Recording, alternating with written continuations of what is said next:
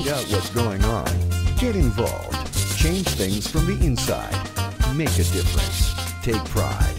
Multicultural at its best. The Luisa Marshall Show. Coming up.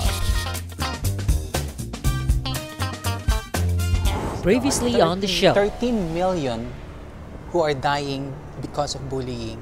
If they're concerned enough about the bullying, if it looks like that may cause danger to somebody, then certainly go to the police. To lodge a complaint with the police, you can actually charge somebody with harassment. I was actually a victim of bullying and at the same time cyberbullying, right? Yes. If somebody else, on the behalf of the suspect, threatens the person to drop that charge, they can actually be charged with obstruction, which is a separate charge. Former live-in caregiver Maevn Hauser shares his bad experiences with people who scammed, bullied, harassed, and threatened him. As a result of the scam, he filed for bankruptcy, became reclusive, and indulged in self-pity. With the help of some community advocates, he's slowly recovering and empowering others by telling his story. He's ready, he's out, and he's here with community advocate Francisco Cortes and former Vancouver multi-decorated police officer Dave Dickson. Take a look. When I first came here in Canada, I really had this tremendous bullying by a certain fellow man, Filipina. It's a David and Goliath thing here. It's a war between David and Goliath because I thought that these people are actually one of the foundation, one of the pillars of this community, right? So, when people get scammed, they blame themselves, so they don't want to tell anybody because they're embarrassed. When they actually see this episode, I'm sure this will actually create war. So what can actually a person like me do? Certainly, I would organize the community myself, to take a stand against these so-called leaders. They have to step up to the plate and protect, I think, their community. I personally think community leaders who know that things like this are going on, I think they're just as guilty. They're contributing to the bullying. I was actually asked to guest on a show, and they told me, because I was actually still in a live-in caregiver program. So I'm not actually ashamed of being a caregiver. Why should you be ashamed? Because there is a connotation in our community, in the Filipino community, if you came here as a caregiver, you're nobody, right? Because we are actually being called domestic helpers. Oh. Right? That's the connotation. Domestic helpers. We're actually yaya. That's the first thing I heard of this. But the sad thing is that thinking is it's stemming from the community itself, and not from Canadians. Not from Canadians. Not from the Canadians. Yeah. But if you also actually look on some other parts of the world, if you're actually been a domestic helper or a caregiver, they actually look at you. That's small. Yeah, that's small.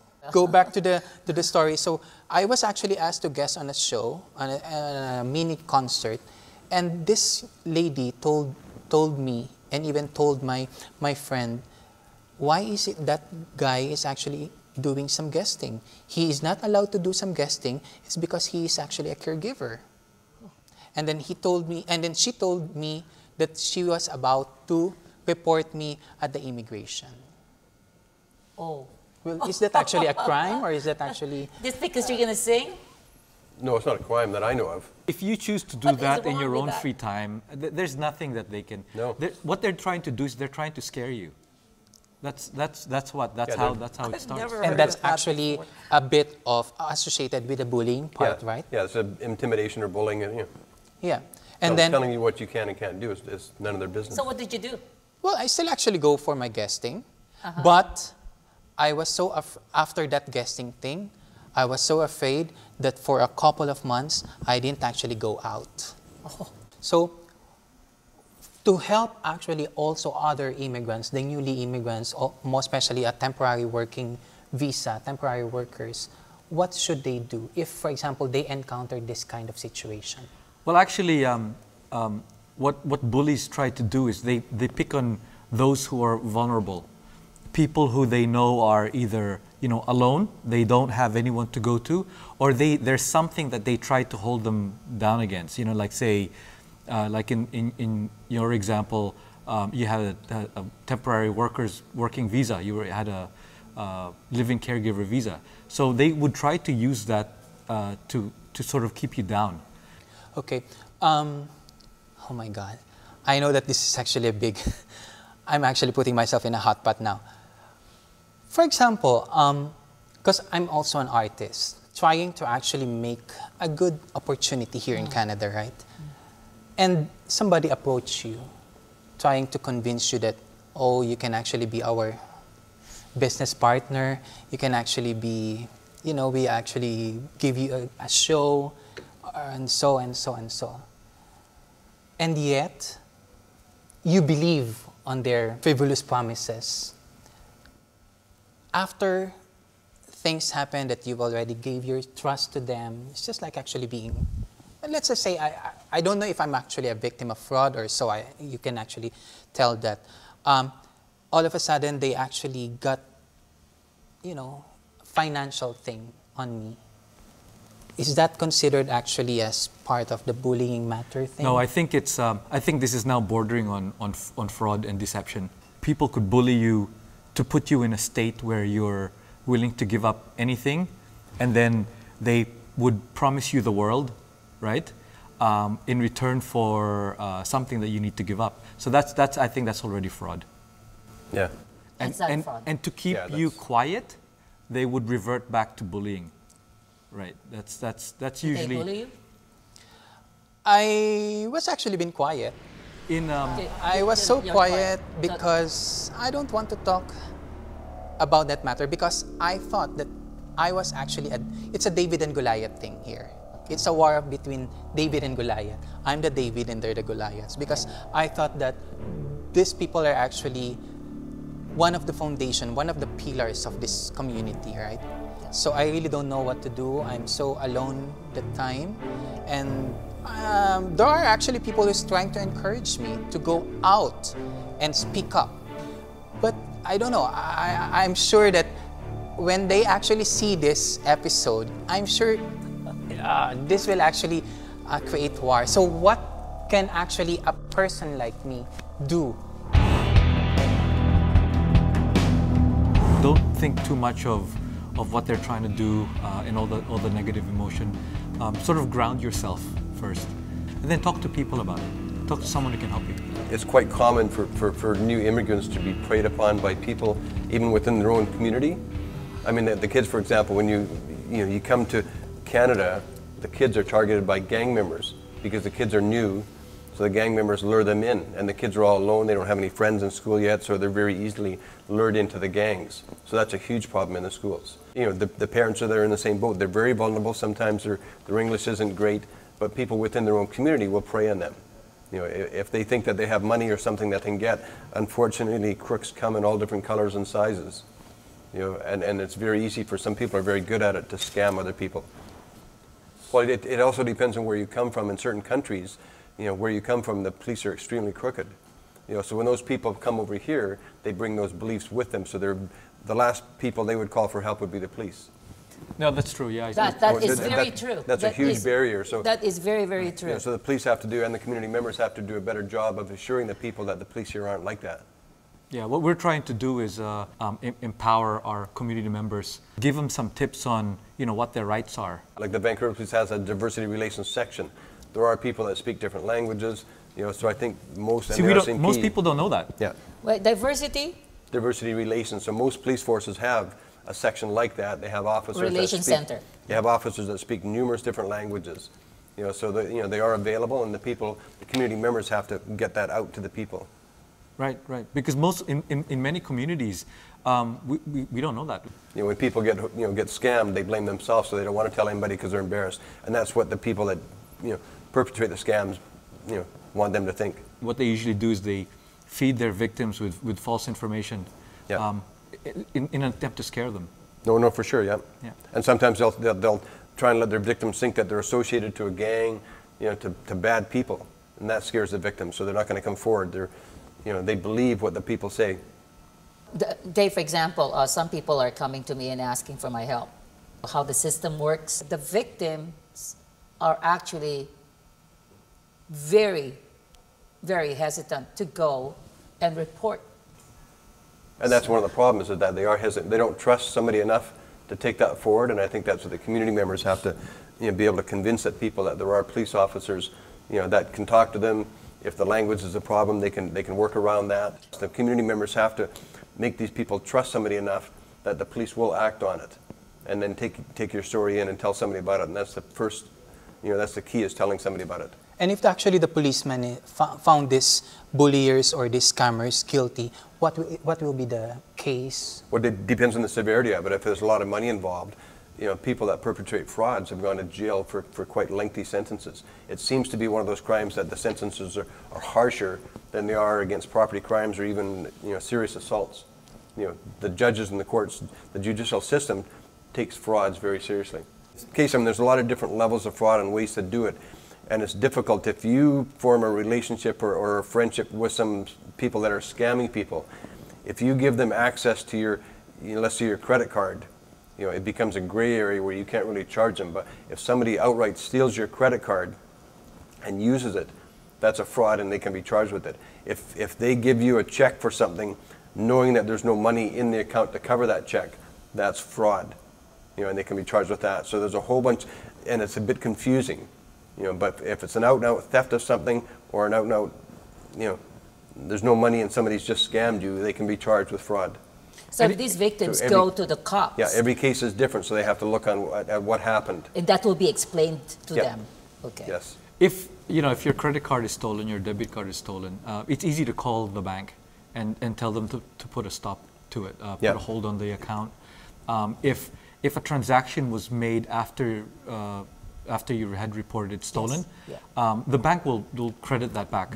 They'll credit it back, and the bank will also investigate it. If it's a case where you willingly gave up your credit card to let someone else to use, we shouldn't be doing that. So we should be telling people. And I can give an example. Not to do that. Okay. If I give you my credit card to use and say don't spend more than $500, but the person goes out and spends $5,000, the police will not investigate that, because now... Will not? No, because now it becomes a civil matter, just because they spent more than you told them to.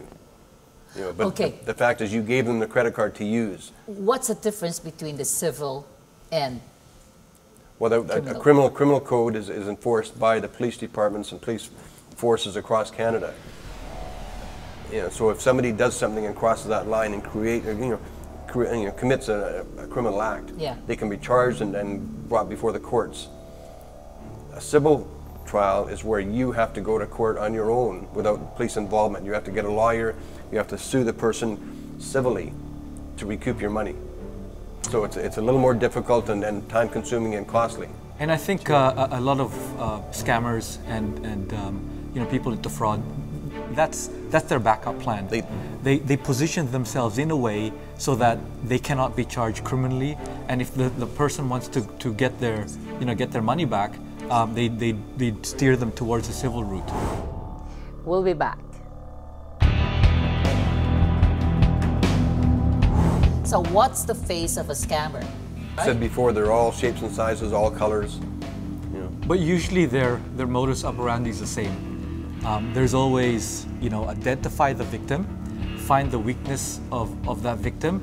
It can be anything from offering, things that people can write off under the taxes. When we see this year after year, it could be a too good to be true investment. It could be as simple as, they take someone with them shopping. Oh, I forgot my credit card. Can you pay this for me for now? And then I'll pay you back tomorrow. But promise them something before they do that. I'll give you this, or whatever. That's usually those are the usual telltale signs of a scam. That's leading to the abuse if they don't pay it. I guess that's right, okay. yeah. They try to portray a certain image so that people will believe them. They have to play the role of someone that can be trusted. So, common things we see is, and it's really sad that they do this, is they resort to religion. Especially in communities, in the Filipino community, for example, where religion is huge. They try to appear very religious. Yeah. They try to appear that they're friends with everyone to get you to believe them. Yeah. So what will happen now to, for example, to those victims of scams? And then get bullied. Yeah, and then get bullied. Well, the important thing is to take it to somebody like a police officer to see if you can start that initial complaint. Don't be worried about the bullying, because I mean the court system will protect you if you put a complaint in, and if the bullying continues, the person will be arrested. You know, and it's a separate charge, like I mentioned before, about obstruction. You know, if there's an investigation going on and somebody interferes with that and threatens you in any way, shape, or form, you know, then they can be charged with an additional charge. Don't believe people when they tell you all sorts of things to intimidate you and say that they're connected and they're bad guys, and you know, 999 times out of 1,000, it's just BS that they've made up, you know, to help them, you know, with their scam. Yeah, you have to talk to people, community members, you know, get together as a group. You know, if there's other people that you know that are falling victim to the same scam, you know, and find their strength in numbers, there always has been, you know, and take it to the police at some point. Awesome. You know, but bullies can certainly be stopped. Yeah, in communities where they don't really know their rights, it's really important to help them empower themselves. Yeah, exactly. So they know what to do. With regards to unauthorized use of credit cards, say, you know, if someone used your credit card without your knowledge, you may be out of the country, you may be somewhere and it was used and you didn't know. You can call your bank, ask them to investigate the charges, because they can do that. They can look into who made the transaction, who signed for the transaction. If it wasn't you who signed it, then that can be fraud. Awesome. And that's also identity theft, right? And it's identity theft. Oh, because they signed it. Oh yeah, they got the card because, physically. Right, okay. they're signing it on your behalf as you. It is essentially identity Okay, theft. that's cool. With Dave, identity theft and fraud is how long is the sentencing? Well, it depends again on the amount of money involved. For example, Dave, they spent 15 to 20 grand on different credit card thing. I mean, the key is your credit card. The bank, if you phone to report this to your bank is going to ask you where your credit card was. Because if somebody doesn't have your credit card, if I didn't have my credit card, I would want to know where it was very quickly. And if I couldn't find it, I'd be on the phone to report it stolen. So if you phone your bank to try and report somebody all of a sudden using $20,000 worth, the bank, you may have a problem getting the bank to pay you back. You know, so anybody that's got a credit card out there, you have to make sure you keep it on yourself, and if you don't have it, you have to report it stolen or missing right away. And that's the key, because you may have trouble if all of a sudden you're out of the country but you left your credit card with somebody. You know, I mean, you could certainly still charge them because they had to forge your signature, you know, and then that's just forgery. You know, and the bank should reimburse you, but if you don't have your card with you, report it stolen or lost right away. And the criminal sentencing is how long? It depends on, you know, And how much again? anywhere, how much again? money, you know, if the person's got a background of criminal history, you know, if they do, the sentence is going to be higher, you know, but he could go anywhere from a month to 6 months, you know, in jail. There are people, you know, that out there that will help you. So don't, when you think, you know, that nobody can do anything, don't believe that. Tell if you've got a friend that you trust, tell your friend. If your parents, if you trust them, tell your parents. But you have to tell somebody that it's going on so we can help you stop it. Maevn? With regards of using actually the computer or the technology, think before you click. And we are actually responsible in our own will.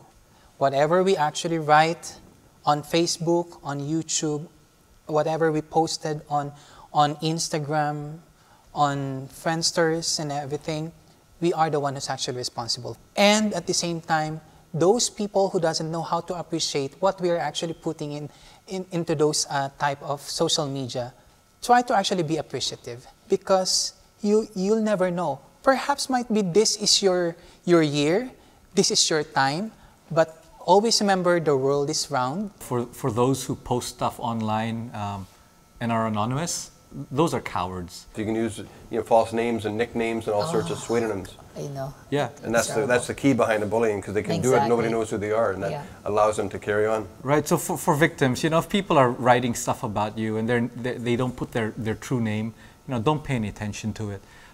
Also, there's always people you can turn to. There's always authorities that can help you out.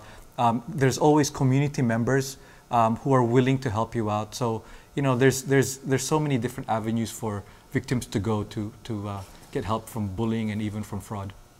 What do you think can the community do? The community leaders should really know where to stand. know where to stand, know who to believe in. It's just like actually this, what we call in the Philippines, balimbing, or the star fruit, wherein Yes, if you know, have many sides. yeah, many sides, You know many what balimbing corners. Yeah. Jade, have you seen that? It's a star fruit You've thing. never been to Oh, yeah. TNT, aren't you? It's Yeah. like I have. it's like So- a green thing that Yeah, has all yellowish, different green. sides. Okay. Yeah. You know where to stand. You know who to believe. Why? Don't be influenced by somebody who tries to pretend themselves as powerful, as influential. Try to believe who the victims are.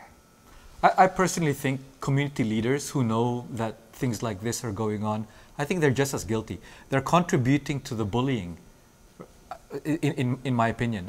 You know, if community leaders knowingly support events that actually propagate bullying, I think for us, we shouldn't be supporting things like that. Community members, don't go to these events where you know someone's gonna be at the losing end of the stick at the end of the day. And for community leaders, stop supporting abuse. They, looking from the outside, going to the abuse within. What do you think of all this? Well, no, you're right. The community leaders, if they're aware of what's going on and do nothing, they're every bit as guilty, as the people themselves. I would organize the community myself, to take a stand against these so-called leaders. They have to step up to the plate and protect, I think, their community, because, I mean, it does involve them. It involves their kids. It may involve their grandchildren, down the road. Exactly. So they have to start taking some responsibility. People look up to them, and they should, shoulder that responsibility and do the proper thing. Exactly. Oh my goodness. Thank you so much, Maevn. Thank you, Thank you so Jay. much. Thank you so much for your time. I know you're a busy man, Supreme Commander. It's hard being a supreme commander. Yeah, it's hard. You got a lot of responsibilities. My ass fell asleep half an hour ago. Thank you, Jude. Thank you so much. Maevn, we're going to have you back again. Thank Yes. you very, very much for sharing us your experience. You're welcome. You're most welcome. And I would like also to thank Simply the Best for having me here. This is actually a great opportunity for me to actually go public, because I'm really ready now to face everybody again. Thank you so much. Thank you. The question remains, what is your stand on these issues? Are you going to ignore it? Are you going to turn a blind eye? We want to hear from you. After the show last Monday, I received calls, emails, and messages of concerns. Thank you so much for watching. Let's live in a better, happier, healthier, and safer community. Help us spread the word. Stop the abuse. Thanks to community advocates Zila and Francisco Cortes for facilitating empowering Filipinos in Canada. We will continue to empower those who need it. Get involved, and together, we'll make a change. Please don't drink and drive. Don't text and drive. Be kind. Let's stop bullies. Thanks for watching. Have a great day.